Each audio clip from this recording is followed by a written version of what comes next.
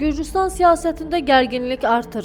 Baş nazir İrakli Kobaxidze bildirib ki, Milli Hərəkat və Axali partiyaları da daxil olmaqla bir sıra siyasi təşkilatlara qadağa qoyulması planlaşdırılır.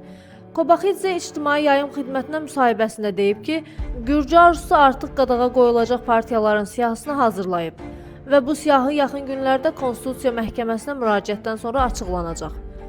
Baş nazir sözlərinə görə siyahıya əsasən əvvəlki hakimiyyətin nümayəndələri tərəfindən yaradılan və hazırda onların rəhbərlik etdiyi partiyalar daxil edilib. Kobaxidze qeyd edib ki, bu proses çərçivəsində ona qədər partiyanın qadağan olunması nəzərdən keçirilir.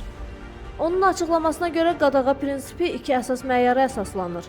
Birincisi, keçmiş qanlı rejimi təmsil edən şəxslərin rəhbərlik etdiyi partiyalar, İkincisi isə həmin rejimlə əməkdaşlıq etmiş və dövlətə qarşı təxribatlarda iştirak etmiş şəxslər daxildir. Bununla yanaşı hökumət Konstitusiya Məhkəməsi haqqında üzvi qanuniyə dəyişikliklər hazırlayır. Dəyişikliklər Sulkani Komissiyasının partiyaların fəaliyyətinin qadağan edilməsi ilə bağlı nəticələrə əsaslanır və yaxın vaxtlarda məhkəməyə təqdim olunacaq. Hakim Gürcü Arzusu Partiyası həmçinin Konstitusiya Məhkəməsi tərəfindən ləğv edilən partiyaların üzvlərinə siyasətlə məşğul olmağı qadağan edən yeni qanun layihəsini də sürətləndirməyi planlaşdırır. Beləliklə, Gürcüstanda siyasi meydanda yaxın günlərdə mühüm dəyişikliklər gözlənilir.